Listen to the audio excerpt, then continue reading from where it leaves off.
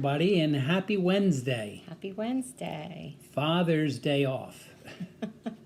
And speaking of Father's Day, a wonderful way for us to celebrate our fathers, both biological, spiritual, and spiritual fathers as well.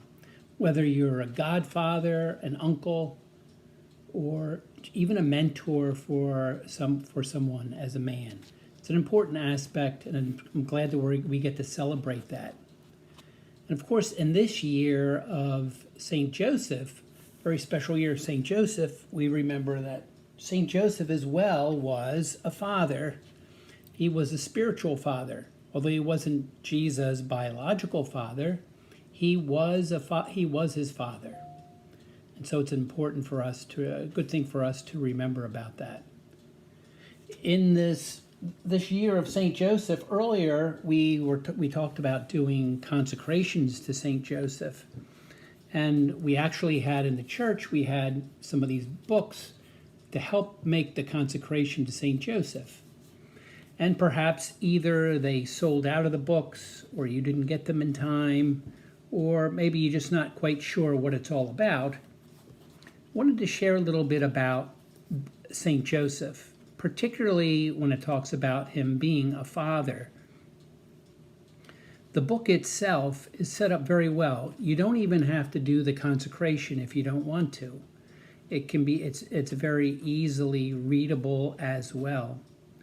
But what's nice is for each day of the 33 days of consecration, there is a different aspect of Joseph from his litany of Saint Joseph.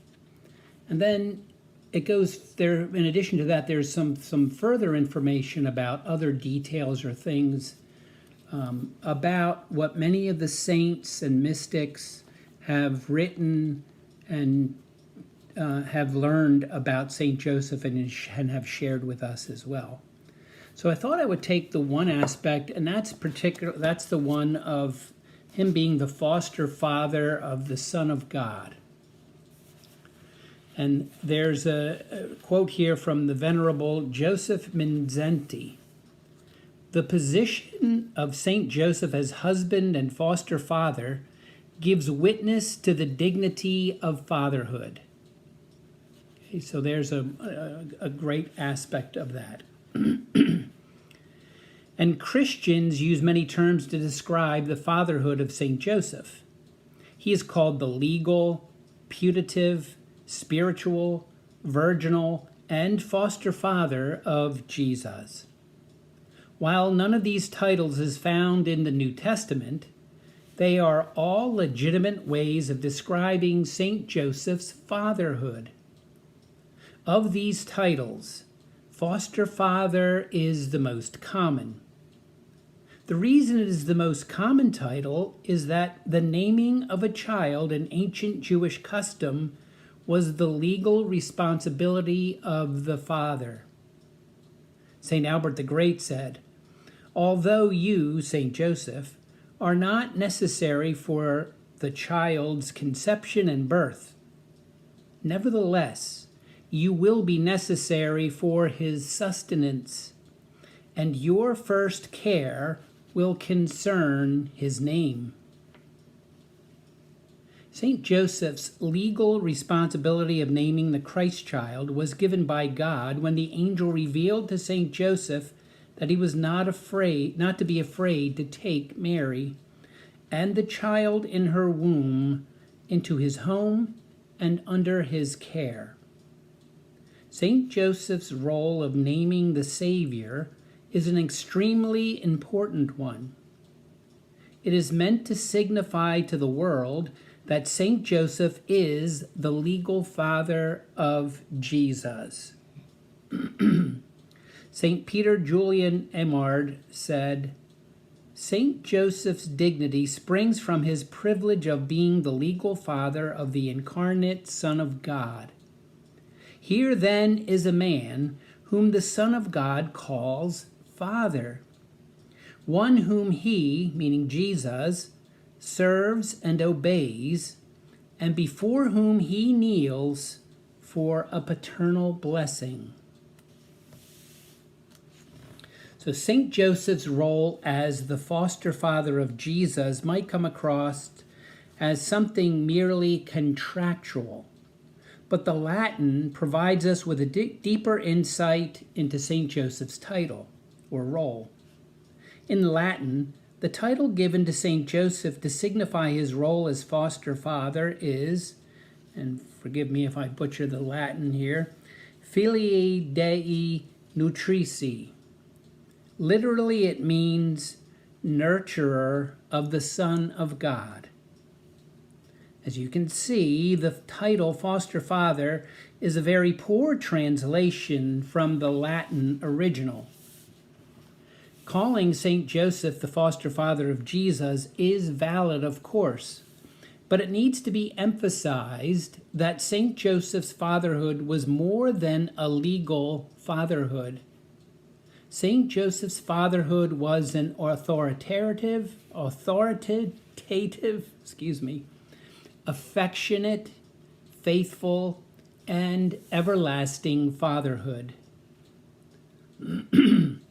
St. Joseph's spiritual fatherhood is forever. The loving relationship between a spiritual father and child endures forever. In other words, Jesus continues to be the son of Joseph in heaven. In paradise, St. Joseph no longer exercises a legal fatherhood over Jesus, but his relationship of love, affection, and faithfulness toward Jesus, as well as the mystical body of Jesus, remains.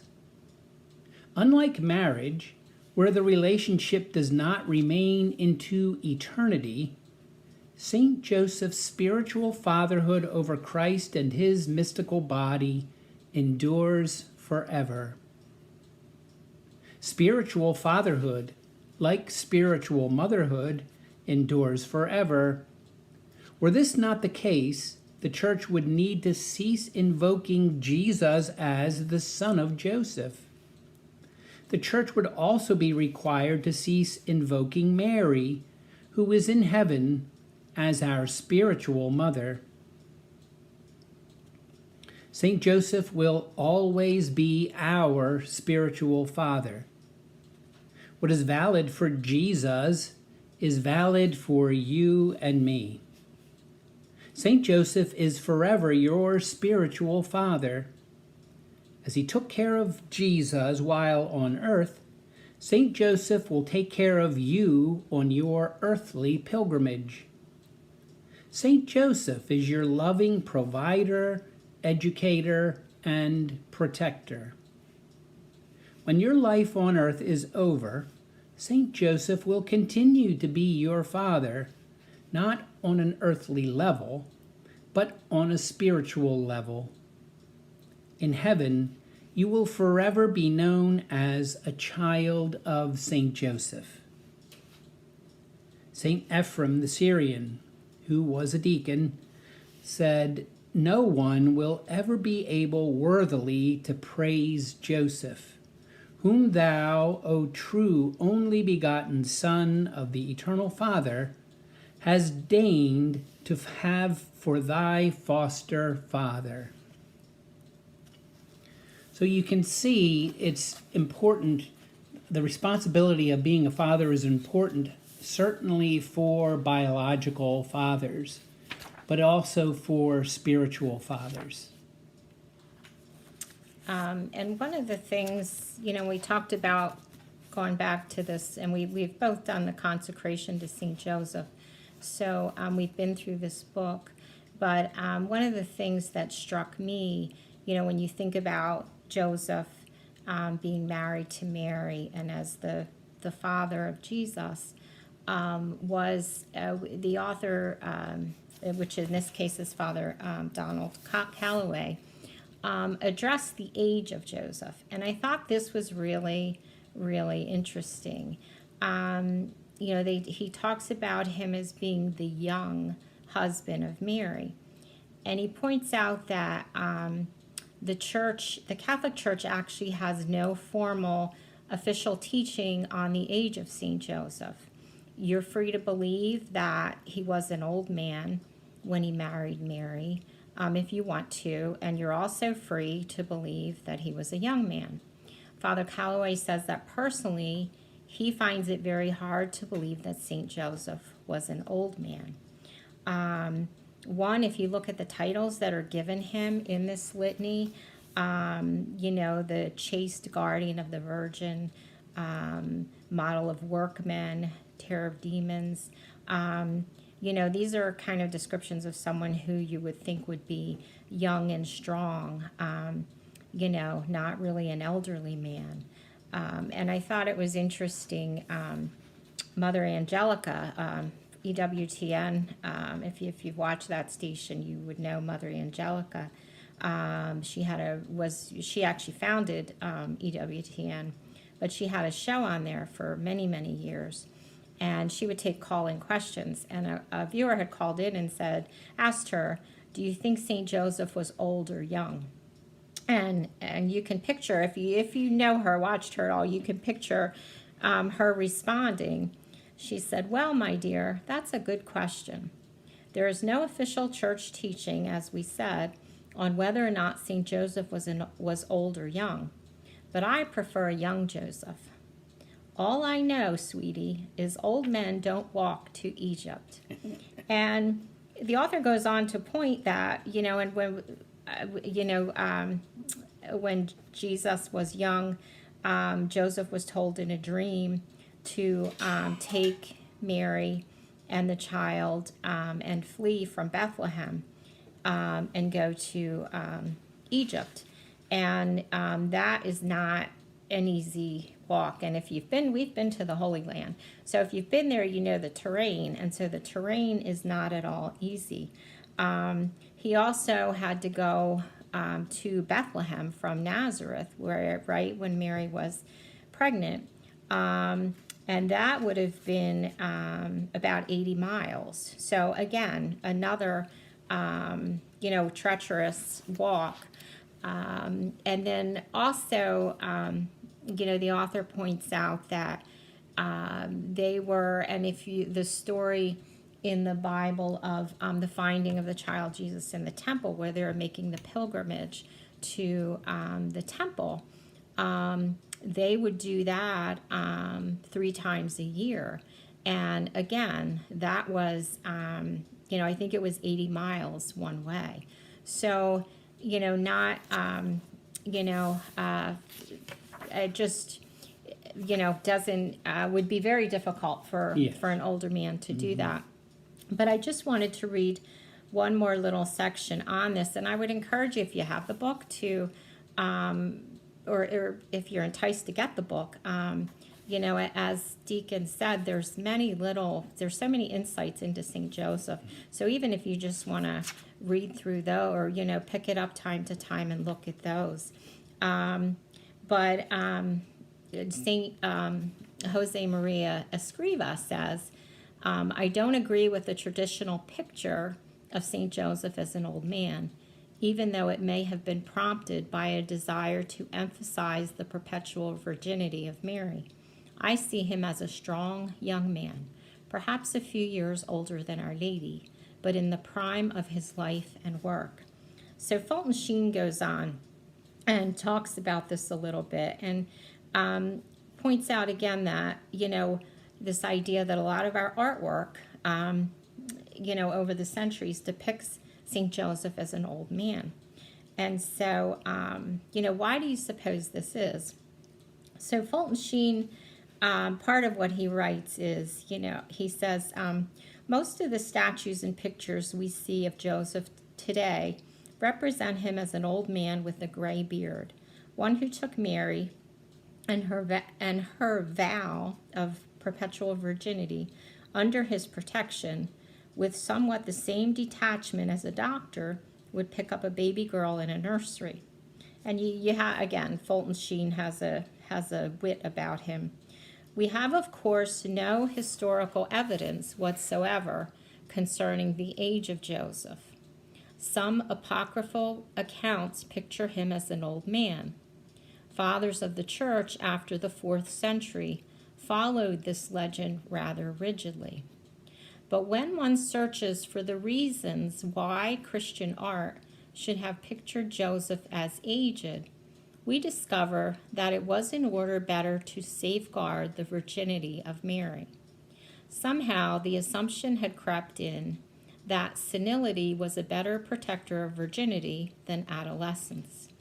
Art thus unconsciously made Joseph a spouse chaste and pure by age rather than by virtue. But this is like assuming that the best way to show that a man would never steal is to picture him without hands.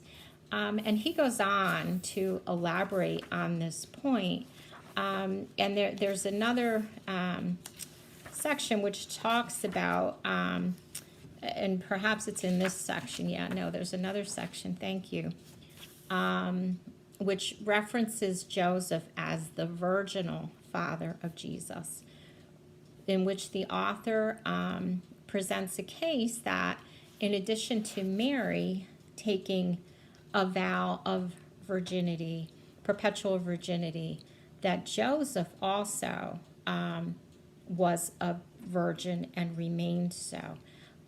It's a beautiful insight, and it really gives you something to think about. So just, something that really I had never much thought about. And again, we've seen him both ways. Here's an image that, we have in this book where you can see that he's a, relatively younger man. But certainly you can probably think of many pieces of art where he is, he's depicted as older. And just one other thing, and again, it's addressed in this book, is that some people posit that part of the thought behind that is that in Scripture, it talks about in some places the brothers of Jesus. And, so some people, I guess perhaps theologians or thinkers throughout the age have proposed that, these were stepbrothers, that Joseph had other children from a prior marriage. And the author goes into that word that's in our Bibles translated as brothers or brothers and sisters, and how that is not, oftentimes the correct word is cousin, what we would use for a cousin. But he addresses that in here, so because some people say, well, if Jesus had brothers, then Mary was a perpetual virgin. They had to have been stepbrothers. So, it just, it gives you a lot to think about. And again, the church doesn't say you have to believe one or the other. But the author makes a really strong case, I think, that for, Joseph being a young man. And you would think as a father, to Jesus, that that would be ideal, I would think. So, Right. yeah. And you can see as well that this book and this consecration is not just for men. I certainly implore all men that all men really should, if they don't do the consecration, at least be able to read this book about St. Joseph, because it will shed so many light on the aspects of what it is really to be a man. And it's so, and if you do it as if you're a couple and you want to try and do it together, I suggest you do it at the same time. Now, Linda and I did not do it at the same time. And the problem when you don't do it at the same time is you uncover these little gems, these little jewels, and you want to talk about it. But you also don't want to spoil it for the other one. So in here there's a chart in here that talks about when you can do the consecration. Certainly what we did as a parish tried to zero on trying to get it so that would be done. You would be able to do the consecration in light with the solemnity of St. Joseph on March 19th. or St. Joseph the Worker on May 1st. Those are the most popular ones that specifically talk about Joseph. But there are several other feast days that we can use. In fact, the next one in terms of when you could start would be July 20th. And that would end on the feast day of Our Lady of Knock. Didn't we do a novena this on year. that? And if you remember, in that novena, we had the image in our novena booklet, but Father, also, and Deacon talked about that. The apparition was, St. Joseph was actually in that apparition. So, Right. yeah. Right. So another great thing to do for that, and develop this love for St. Joseph, and call on St. Joseph to help, particularly all of us in fatherly roles, to be the father, grandfather, godfather, uncle, even brothers. Sometimes brothers can take on that fatherly role as well. And can I just one shameless plug here that so if you don't have the book and say it's a financial hardship or you don't want to purchase the book, we do have a lending library at St. Mary's, the back of the church on the St. Mary's side. We also have a little what we call it now the Evangelization Resource Center, but we have some religious items there too that are available, rosaries and scapulars, some different things in there that are available as well. But we do have a very nice selection of books, and we do have this book in there. So if you're would just like to borrow it, stop in the resource center and certainly check it out. Before we go, this Wednesday is the depending on when you're listening on this, it could be the eve of the birth of St. John the Baptist. And so there is another man who is a good one to pray to in terms of Zechariah. He went years and years childless, he and his wife. And it wasn't until the angel appeared to him. Now, of course, he was imperfect in his response, and so was made to be mute until after John the Baptist was born.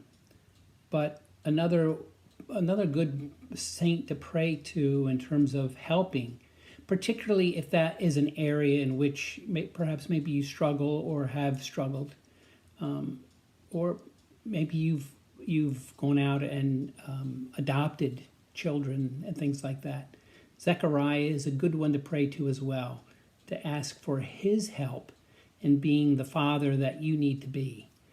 And so we are grateful that we could spend a little bit of time with you and encourage you to continue in this year of St. Joseph to call on him and ask for his intercession. St. Joseph, pray for us.